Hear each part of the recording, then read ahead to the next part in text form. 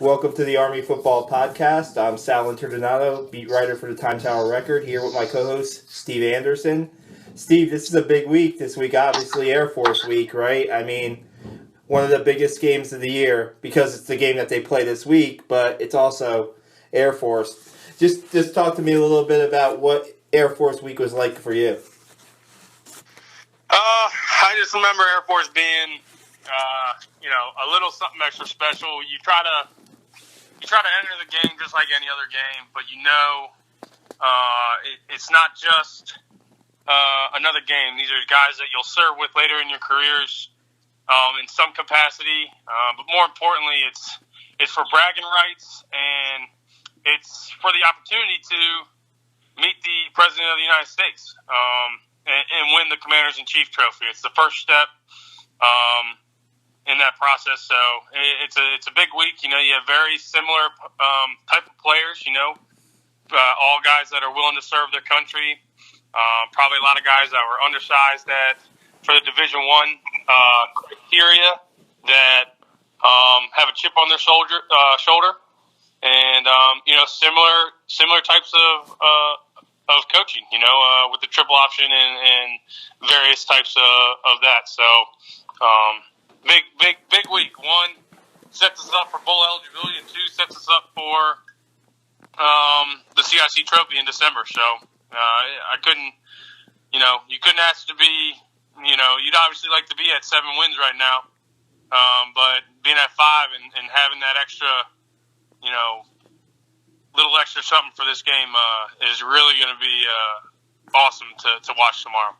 Yeah, I wrote a column this week about how, Air Force maybe, and maybe they have a right to be a little bit arrogant. They've pretty much had, they've won 17 of the last 19 games in the series, and I just, a quote from their coach this week was kind of weird when a local reporter asked him, why is Army better this year? And he went into, like, the 1940 Army teams. I didn't get it. But when you played, did you sense that there was a little bit of arrogance on the other side? Or what was... I know it's probably, chippy and physical on the field, but did you sense any arrogance on their side? Or? Yeah, I think I always felt that Air Force was always the most arrogant out of all the academies. I don't know if that's just because they're, maybe because the Air Force Navy game and the Army Air Force game never gets as much hype as the Army Navy game. Yet they've kind of established themselves as one of the better of the three schools. Along, with Navy, but Air Force has had Navy's number quite a bit too. And you're right. They won 17 at the last 19. They probably feel like, where's the rivalry when you've won 17 out of the last 19? But we were a big underdog in 2012, and we came and won that game, and I think we're actually, I don't know if you can correct me if I'm wrong, I think we're favored in this game at home, aren't we, Sal? Yeah, it was weird. It opened at a 3-point underdog, and now it's a 2-point favorite. So yeah, so it's basically even. I mean, They're basically calling it an even game. So I am looking forward to it. I've put out a post on Facebook, and I've reached out to everybody I can here at Fort Benning. Hey, calling on all Black Knights. Let's get together and watch this thing and enjoy it together.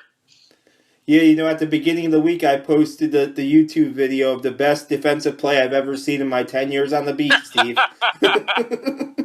And I saw you post it too to get some Facebook fans fired up too. Wow, just how much do you replay that in your head a lot, or no? I mean, because that was just an incredible play where, you just leaped over the center, timed it perfectly, tackled the quarterback. It was, and then your reaction after that was awesome. So. Yeah. I always consider myself an entertainer when I play too, Sal. So I was just having fun out there. It's, it's 4th and inches. So risk versus reward. All they got to do is gain 2 inches, 3 inches, and they got a first down. If I go offsides, I go offsides. So I just kind of try to do my best to time it up and make something happen. It was a close game at that point. They were in our territory, and it got us some more momentum. So, it's one of my favorite plays of my career. And it was just awesome to see the core react the way they did, and the fans, and just it was a big play, and I like to see a couple of those on Saturday. Yeah, I just to the Wake Forest game, real quick, Steve. Another great effort by the defense. And I want to touch on this a little bit. Jeremy Timpf, his ability on the blitz to chase the quarterback, and then his ability to just sniff out run plays, I thought was amazing. I thought it was excellent. I thought it was the best game he had all year. And what did you see from the defense? Him and King both have a great nose for the ball. They're just one of those guys that continuously put themselves in position to find success, and they do that through practice. And when it comes to execution, they're just replaying practices in their head. They're obviously playing the game within the game, which is what Coach Sadat always told me will make me be able to be take that next level of becoming a linebacker. Is the game within the game, understanding situation, understanding tendencies, understanding down and distance, and allowing yourself to kind of narrow it down to, okay, here's what the 3 or 4 plays are going to run in this situation, and I know each of those plays have a certain key, and if I can make that right read, I can set myself up for success. And those guys, they do it each and every week, Sal. They come in, and you can rely on stout defense, obviously out of the entire defense, but those 2 linebackers they're quite the duo, and it's fun watching them play. Yeah, and I look at this week, like you said, similar offenses, defenses that are, kind of similar athletes on the field. You know what? I just think that defense, you look at the effort they put in last week, I think that they're going to be, again, the difference in this game, Steve. I think if Army can score, get in the end zone 2 or 3 times, I think they'll win this game. I just think they've been consistently good all year. Yeah, I agree. I think the biggest thing, you get us, if our offense puts up 21, 24 points, it's going to be hard to beat us as long as we don't turn the ball over and keep our defense out of those situations where it puts them in tough situations. But yeah, absolutely. I fully expect the defense to come out and execute like they've done all year and make some big plays this weekend. Yeah, like you said, you played before the crowd against Air Force. It's going to be a sellout crowd on Saturday. This and the just what's at stake in this game we talked about. Army, Air Force first of all can also clinch bowl eligibility, and then they can win the CIC trophy in this game. So it's crazy everything that's on the line. Just real quick. I thought last week the offense got a real boost from Edgar Poe. Him being the Edgar Poe of last year, making some big plays in the passing game. The first touchdown that they scored was huge. I think he's got to play a role in this game for the offense to have success too, because you figure you played in these games, you figure you stack the box and you try to stop the run, obviously, what kind of impact do you think that what did you see from him last week, and is that one of the keys to this game, you think, or? Yeah, absolutely. He opens up so many things by giving us that deep threat ability, and he catches everything that's thrown at him.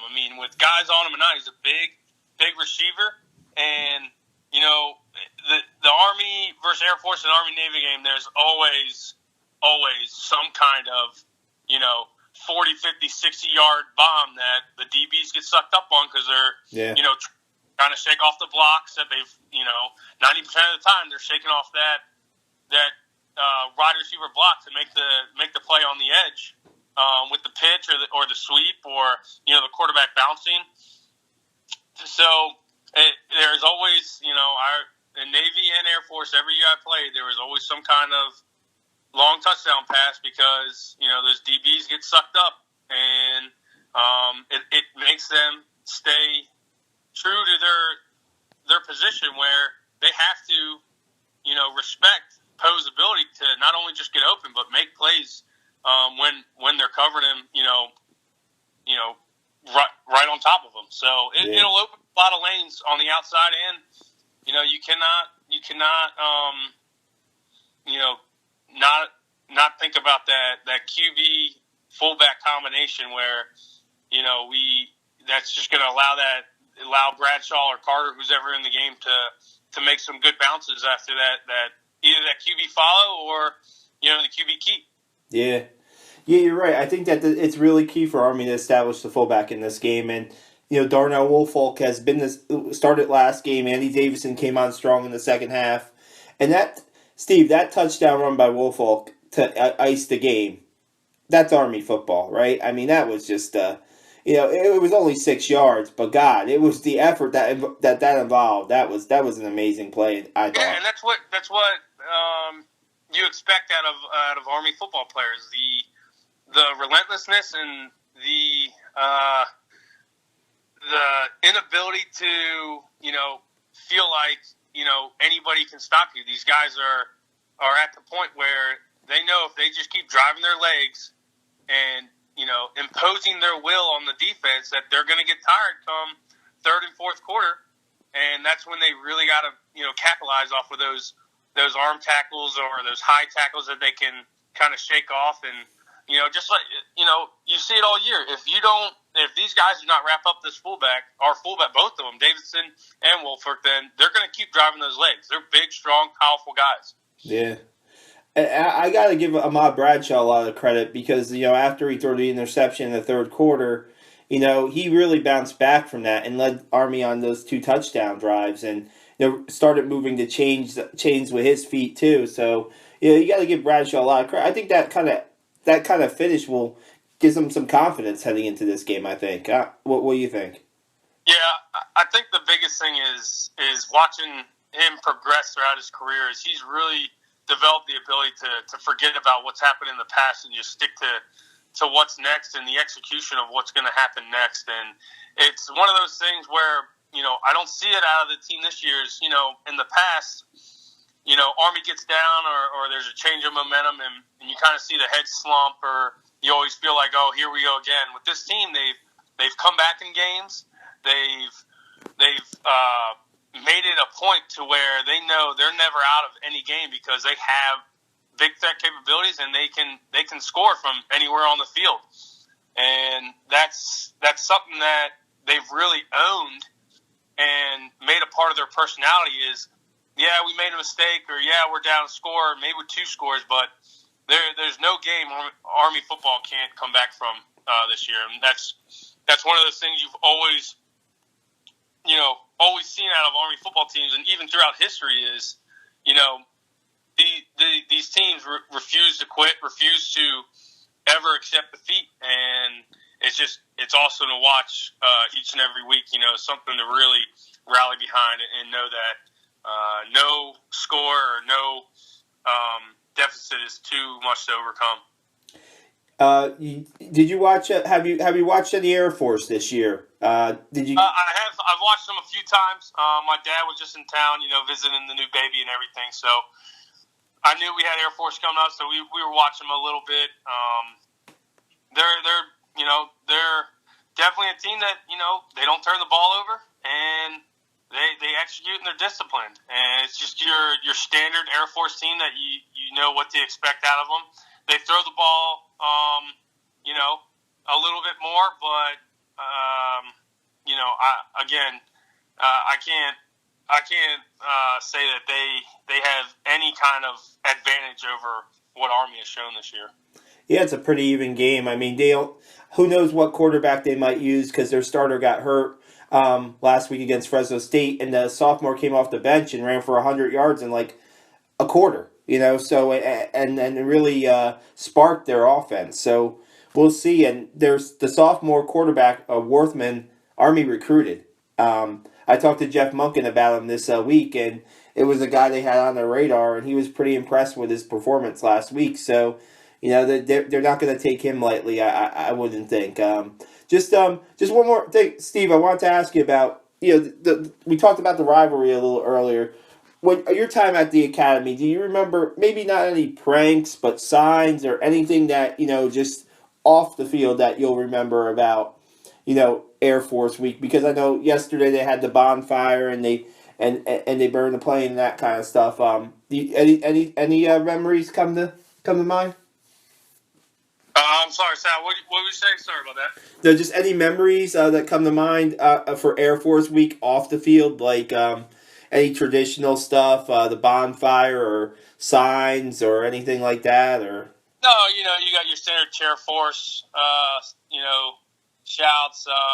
It's always good seeing the Air Force cadets that are at the academy always taped up in chairs or all their stuff is put outside their room, or just the good old fashioned rivalry that tricks and trades that and then you always have little blocks throughout campus that if you step on, you got to do 10 burpees for an Army win, or and then you have all the spirit videos that are awesome. You see, what Army does in the off season where they're doing their military training or they're doing their field training, and then you got you show an Air Force guy and he's out on the golf course or something like that. So all those things come into play, and it's a good, healthy rivalry. It's all in good fun. It's all out of mutual respect at the end of the day. Because, like I said, I've worked with Air Force officers in my career, especially when we're doing combined arms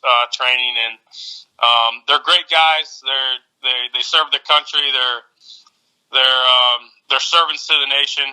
But at the end of the day, we know the harder academy to get through is, and we know what the harder job when you go into your professions is. So we take that with a little bit of pride, and definitely looking forward to a good game on Saturday. Yeah, I brought up your buddy Victor Yevgeny's quote to me years back when he said that, all they're doing is sitting at desks and typing, and we're actually doing something. That was he did. Victor definitely didn't like Air Force, no doubt, right? There were quite a few guys that didn't like him, but of course, it's just it's good, healthy rivalry, and there's nothing wrong with that. It's good to always believe you're the better and tougher academy, not just physically and academically, but your job is going to be more strenuous. But again, those guys have a mission set that they accomplish, and they're good at it. There's a reason why we have the #1 Air Force in the world, but there's also a reason why we have the #1 Army in the world. So, it'll be a good battle on Saturday, and at the end of the day, we'll sing the alma maters. Of course, we'll sing second, and it'll be back to the drawing board come Sunday. Nice. Well, a big party at the Andersons on Saturday, right, for this game? Oh, yeah. Anderson party at 4 with all their guests. Nice. Well, hopefully next week we're back here talking about, a win for Army and, a shot at bowl and Commander-in-Chief possibilities. We'll wrap this up. Once again, Steve, appreciate your time, and we'll talk about Army again down the road. Sounds good. Go Army. Beat Air Force.